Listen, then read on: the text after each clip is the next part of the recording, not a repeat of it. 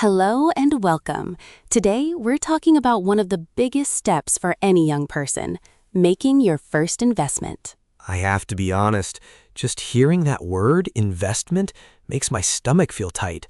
I finally saved a little bit of money, not a lot, just a few $100s, and everyone says you should invest it. But when I think about actually doing it, all I can picture is clicking the wrong button and watching that money disappear. It feels so much safer to just leave it in the bank, to just do nothing. That feeling of safety is completely understandable. The money is there, you can see it, and the number doesn't go down. But what if doing nothing is actually the riskier choice over time? Riskier than losing it all?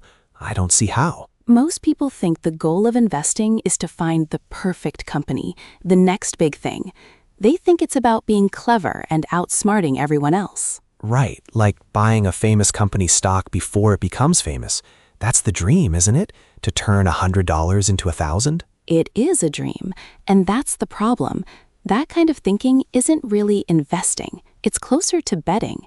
The real challenge for a first-time investor isn't finding the perfect stock. It's overcoming the fear of making any choice at all. So you're saying I shouldn't be trying to find the next big company? I'm saying the pressure to find it is what keeps you frozen, doing nothing. Many people believe investing is a game of picking individual winners. You see it in movies and on the news, stories about one person who got rich from a single brilliant decision. Exactly. And I know I'm not that person. I don't have the time or the knowledge to research hundreds of companies. I wouldn't even know where to start. And that's why it quietly fails as a strategy for most people. It creates enormous stress and often leads to bad emotional decisions. The focus on picking a single winner is a form of speculation. Speculation? That sounds like a fancy word for gambling. It has a similar energy. It's based on hope and a specific prediction. But what if there was a way to invest that didn't require you to predict the future? That sounds impossible. Let's try a different way of thinking. Instead of trying to find the one needle in the haystack, what if you could just buy the entire haystack? Buy the whole haystack? What does that even mean? Most students believe that to invest, they need to become an expert on specific businesses. They feel they need to read company reports, study market trends, and understand complex financial data. Which is why I haven't done anything. It sounds like a full-time job. It is a full-time job for some people, and that's why trying to do it on the side often leads to failure or burnout. It's too much information for one person to manage, especially when you are also studying or starting a career. But let's imagine the entire economy is a giant shopping mall. Okay, a shopping mall. Inside that mall, there are hundreds of stores, big, famous stores and small new ones. The common way of thinking, the speculation we talked about, is like trying to guess which single store will make the most money this year. Is it the electronics store, the coffee shop, the new clothing brand? I have no idea. It could be any of them. The coffee shop seems popular, but the electronics store sells more expensive things. It's confusing. Exactly. It's confusing and nearly impossible to know for sure. Now here is the new way to think. What if instead of buying shares in just the coffee shop, you could buy a tiny piece of every single store in the mall? All of them? The bookshop, the shoe store, the cinema, everything? Everything. If you owned a tiny fraction of every store, you wouldn't need to guess which one will be the winner. Some stores will have a great year. Some will have a bad year. A few might even close down. But if you own a piece of them all, the success of the winners will likely be greater than the failure of the losers. You essentially own a small piece of the entire mall's success. This is the idea behind the advice to diversify. So to diversify means I don't put all my money in one place. I spread it out, buying the whole mall instead of one store. Precisely. Your success is no longer tied to one company's performance. It's tied to the performance of the economy as a whole. That actually makes sense. It sounds much safer. But it leads to another question that stops me. When do I do it? Everyone says buy low, sell high. So I feel like I have to wait for the perfect moment, when the market is down, to start investing. Ah, the timing myth. This is the third belief that paralyzes many new investors. It feels logical. I don't want to buy something today if it's going to be cheaper tomorrow. That sounds reasonable, but it's another trap. The problem is, no one can predict the market's daily or weekly movements. People who have spent their entire lives studying finance can't do it consistently. Waiting for that perfect moment usually means you are waiting forever. And while you wait, your money is just sitting there, not working for you. So I'm losing even when I think I'm being safe. In a way, the most powerful tool you have as a young investor is not a secret piece of information or perfect timing. It's time itself, decades of it.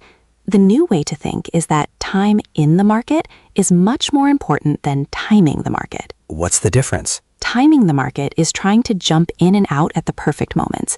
It's stressful and rarely works. Time in the market is about investing your money and just leave it there for a very long time, years or even decades. Over long periods, the general direction of the market has historically been up. The real magic happens when your investment starts to earn money, and then that money starts to earn its own money. It begins to compound. I've heard that word before. It's like a snowball rolling down a hill, right? It starts small and gets bigger and bigger on its own? That's the perfect metaphor. But for the snowball to get large, it needs a very long hill. It needs time. Your job isn't to be a brilliant market timer. Your job is to be consistent. Consistent, meaning I just keep investing a little bit regularly no matter what the market is doing? Exactly. A small amount, every month or every few months. A consistent habit is more powerful than a single brilliant move. Okay, this is all starting to form a picture. So I shouldn't try to pick one company, that's speculation. I should diversify, like buying all the stores in the mall, and I shouldn't try to time the market. I should just be consistent and let time do the work so my money can compound. This actually feels achievable. But I have to ask, if this is true, why do so many smart people still lose money? What if the whole shopping mall, the entire economy, has a terrible year? Don't I still lose money then?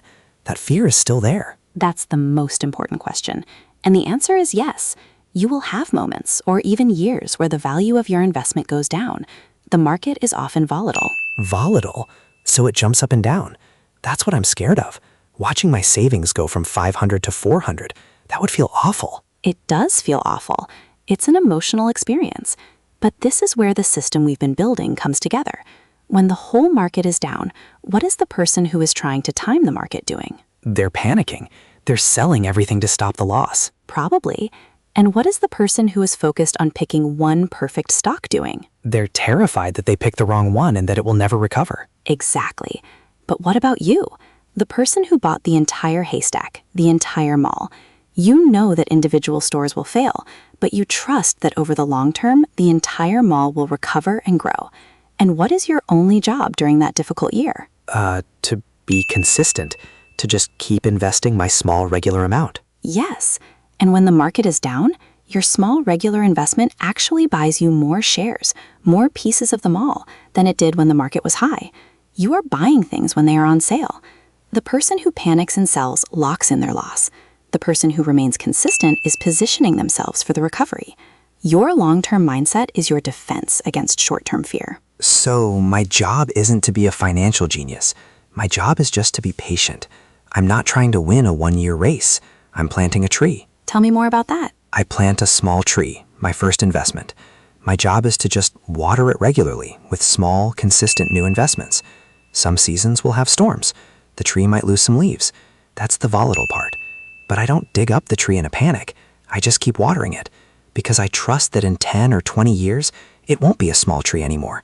It will be much, much bigger. And you didn't need to guess which seed would become the tallest tree in the forest. No, I just planted a strong one and gave it time. All that financial news, the daily speculation on which company is winning or losing, maybe I don't need to pay attention to it. It's largely noise if your timeline is decades long. The day-to-day market might be volatile, but when you diversify your risk and are consistent with your plan, you allow your money to compound over time without the stress of speculation. It's strange. The boring way, the slow, patient way, actually feels exciting because it feels real. I think I can actually do this. Hello, everyone. We hope this conversation was helpful. If there's another topic that feels overwhelming or confusing, let us know in the comments below. We read all of them.